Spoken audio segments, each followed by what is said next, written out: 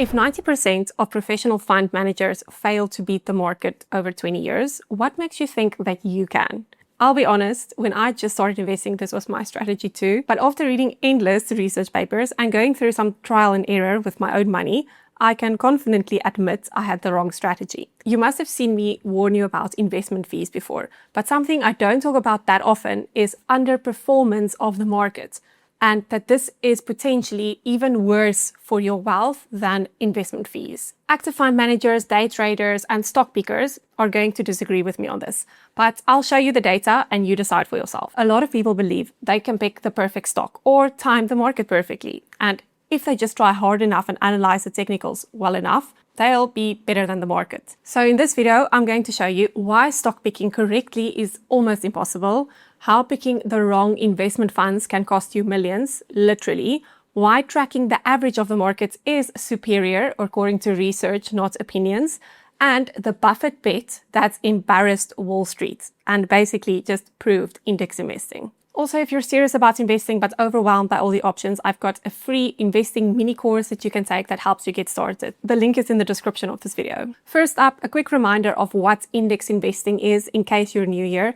Jack Bogle, the founder of investment firm Vanguard, which now manages over $10 trillion of assets, said, "Don't look for the needle in the haystack, just buy the haystack." Picking stocks is like looking for the needle in the haystack, and buying the index is like just buying the entire haystack. When Bogle launched the appropriately named first index investment trust in August of 1976, he was the laughingstock of Wall Street. It was not a commercial success and wasn't for some time. He was called ridiculous and un-American. It's a completely different story now, since trillions of dollars are flowing out of active funds into passive funds. We just needed 20 years of data to show us all that Bogle was actually right. So why is it so hard to pick the right stocks? From 1990 to 2020, 64,000 global stocks were listed. Only 1,500, which is 2.4% of those stocks, accounted for $75 trillion in global wealth creation. So when you're trying to pick stocks, you're trying to guess which 2.4% will be the best ones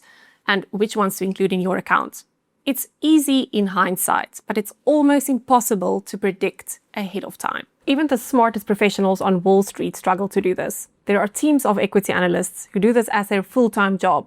But when you look at SPIVA Scorecards, it's proof that over time, even the smartest people doing this all the time struggle to outperform the market. They get lucky sometimes, but very few can do it over the long term. But if you buy an MSCI World ETF, you're covering up to 85% of the market value of companies listed in developed countries. You automatically own a mixture of winners and losers, but by buying the whole basket, you'll make sure the winners are in there. It's exactly like buying the haystack instead of looking for the needle. If you want to understand how to be a smart investor, sign up for my free mini course that breaks this down step by step. The link is in the description.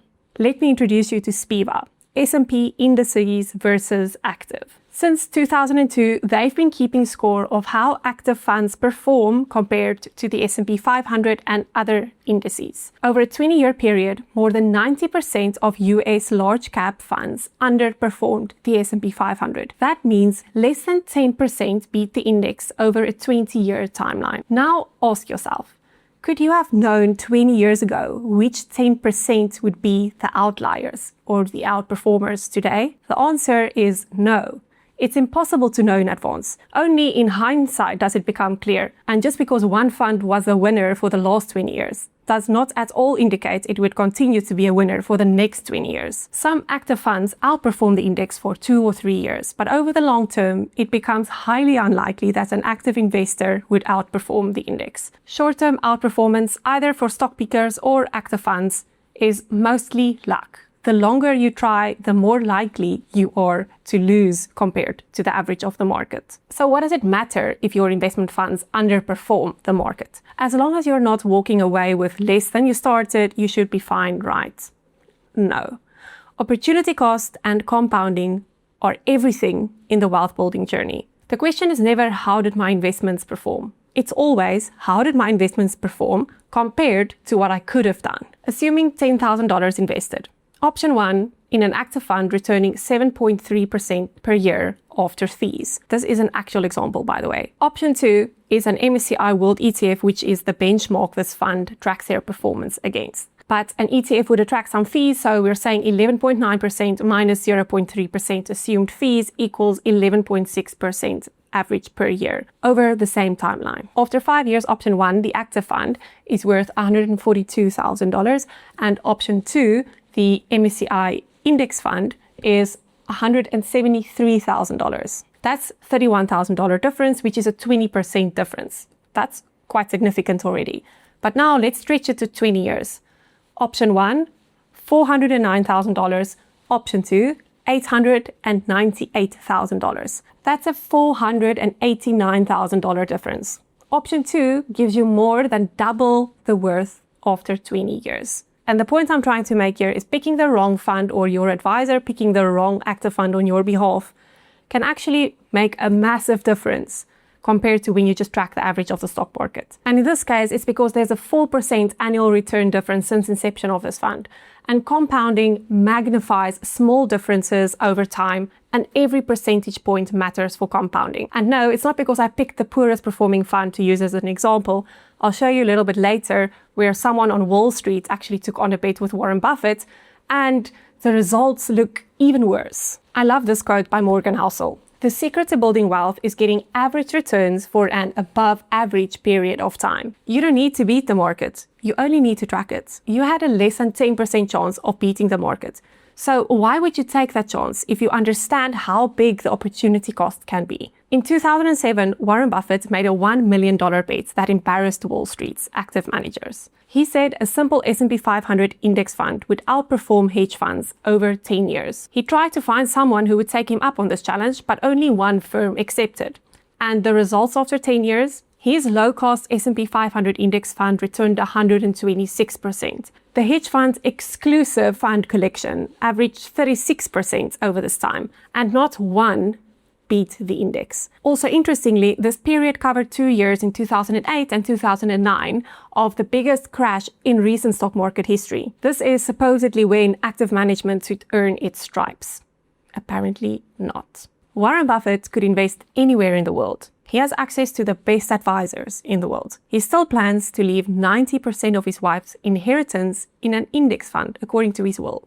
He speaks about the superiority of index investing openly and often. If the best investor of our lifetime, the most financially savvy, and potentially one of the most well-connected people in the world, trusts index funds for his wife's inheritance, why do you think that you need something more complex?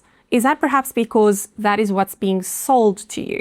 He famously said, expectations of above average performance by all funds were doomed to disappoint. That's like sitting down at a poker table and declaring, well, fellows, if we all play carefully tonight, we all should be able to win a little bit. It is mathematically impossible for everyone to beat the average, if you think about it. Some will be winners and some will be losers. This is what makes an average. Some people will be above and some people will be below. But for someone winning consistently for 20 years straight, that is highly unlikely, as we've seen before. You might be wondering why your advisor has never mentioned index funds to you. Some of them might not actually know about index funds because they only know the product that their firm encourages them to sell. They might not be clued up on the research on index investing. I've actually heard some of them admit this to me. And if it's as simple as holding 1 or 2 index funds, then you'd probably wonder why you need them and why you can't just do it themselves. So the more complex they make it seem, the more that counts in their favor. Even independent advisors who are not linked to a firm get wined and dined by big funds, charging big fees in order to win their favor to attract their clients' funds. I have also heard instances where advisors get into trouble if they don't allocate enough funds to their own firm's actively managed funds. Also, instances where some firms refer to advisors as asset gatherers. Of course, this is not all advisors, but I would always encourage you to be skeptical and to ask questions and to understand better. Because passive funds, which might be the smart option, or cheap funds have got low fees, which means lower margins and less to spend on commissions and rewards for people to encourage them to sell these funds to their clients. Active funds charge annual fees of between 1 and 3%. The fees on index funds can be as low as 0.03%. Yes, financial services is a for-profit business. It's not a charity, so it makes sense that most firms wouldn't want to sell something that doesn't help them make a profit. But luckily for you, you have options and you don't have to use the services of providers that don't have your best interests at heart, but rather their own pockets. If you want to get educated so that you can ask the right questions, you can do my free mini course, which has a good look at investing basics. You get 5 emails straight to your inbox over 5 days. And each day I break down one part of investing in simple, jargon-free terms. The link is in the description of this video. Index investing is not very exciting, unfortunately, but it's the smart way to do it. That's the entire point of it, to make things as simple, drama-free, transparent, and cost-effective as possible, while giving you a chance at amazing returns on your investments over the long term. Warren Buffett famously said that the investing industry earns billions of dollars per year doing something that most people can do in 10 minutes for much cheaper by themselves. I hope you'll join me, or at least be curious about the DIY index investing side, and I'll see you in the next episode.